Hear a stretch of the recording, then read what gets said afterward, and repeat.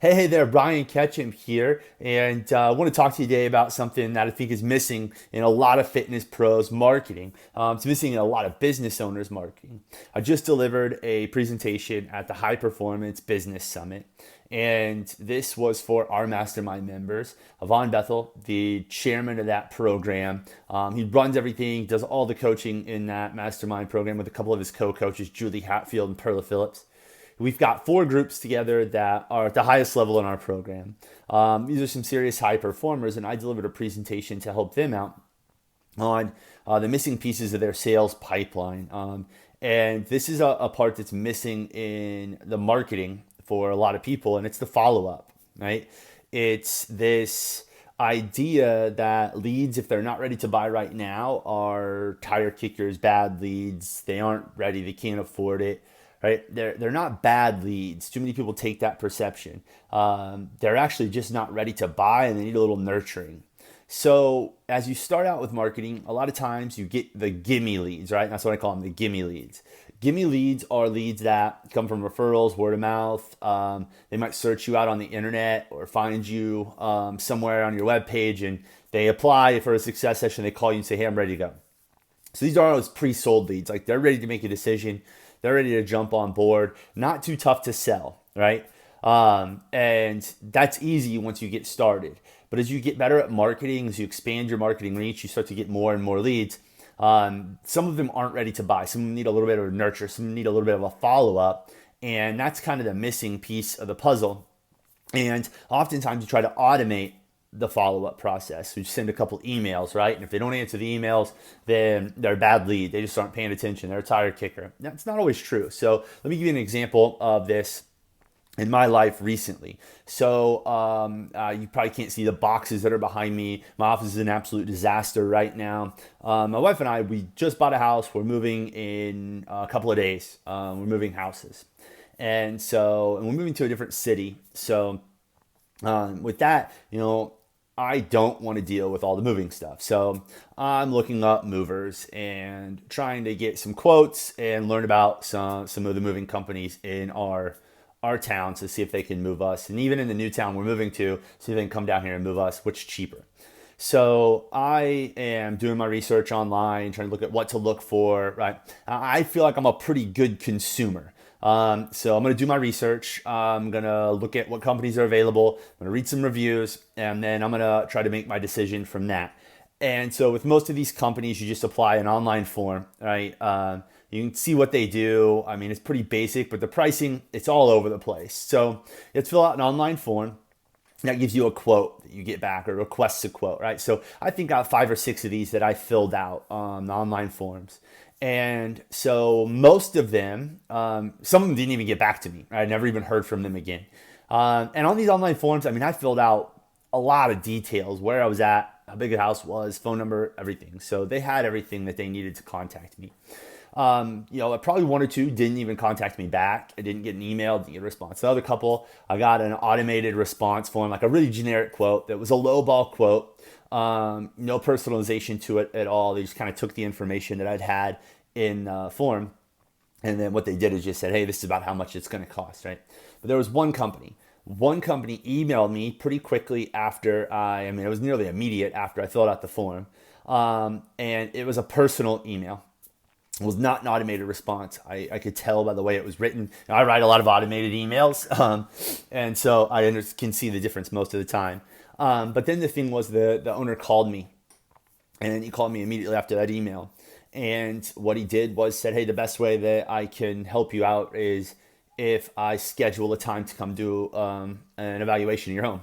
And so he wanted to show up at my house, see, really look at all the things we had, the rooms we had, what we needed moved, ask questions. And so I scheduled the time. He met with my wife, and he made sure she was totally comfortable with everything, asked her what she wanted done. Like, she got to take care of all that stuff, because I'm probably the guy that's just been like, whatever, just pack it all up and go. And so he got to talk to her. He got to look at our house. He got to see how much stuff we have. Then he wrote up a detailed quote that I felt was above and beyond, right? It was that personal outreach that he delivered to me. and he won my business. I didn't even entertain the thought of hiring another company. He took the time to, if he's going to take the time to email me personally, call me, come to my house to do a free estimate, write up the quote personally, and then get it back to me. They did this all within about 48 hours. I think I can trust his moving company that they're going to go above and beyond and deliver a really high level of service. And so hired him on the spot. Now, this isn't, I'm an ideal customer for these people.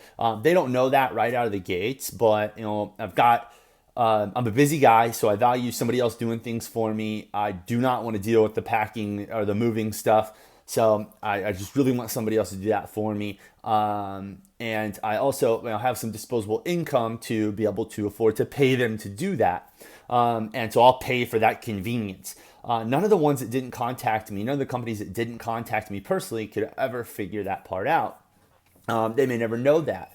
And, there's no way on the form that they can know that. But you have to treat everyone like they're the ideal customer. And I think that I'm probably an ideal customer for this moving company. We're going to be pretty low maintenance. They just need to pick up our stuff and move it into the new house. And it's pretty simple.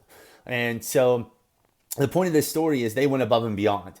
So nobody else in their industry is doing the personal outreach. It's all automated, and they're hoping somebody just replies back and says, yeah, that's good.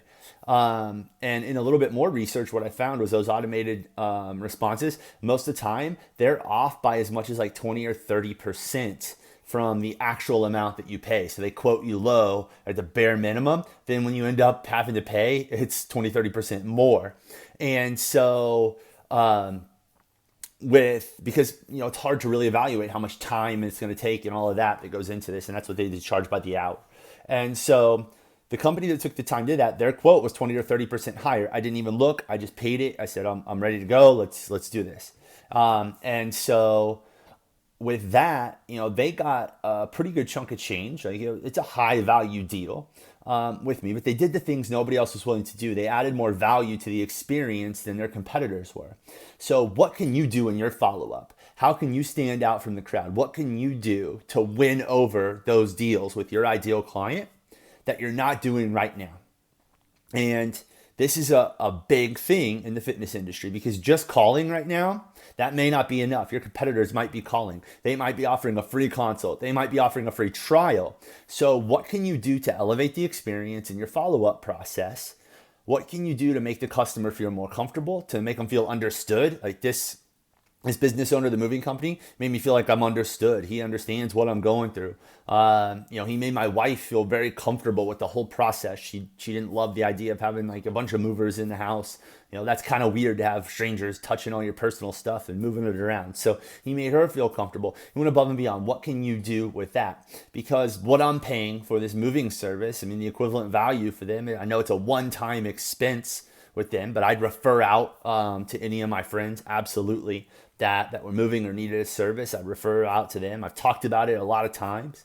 And then even then, it's like, that value, that one time, that's about what it's worth for a client for you over the lifetime of them, of their experience with you. So, about a 12-month period, it's probably the equivalent value overall, just in gross revenue to your business. And so, what can you do to win those clients over? What's missing in your follow-up? And that story really stood out. It was an experience that made me stop and think, like, what can we do on our end as well to enhance that experience? And when it's worth it, right? If somebody just downloads an opt-in or just signs up to your newsletter list, you probably don't need a phone call. But if they're filling out applications, if they're requesting close, if they're taking that next step, that 2 or 3 steps down the road where they're saying, I'm about ready to commit, I'm pretty serious, what can you do to enhance their experience? And then even backtrack a few steps. What can you do to enhance their experience early on in the process? So what pieces can you put in place that are automated, but just a really, really good experience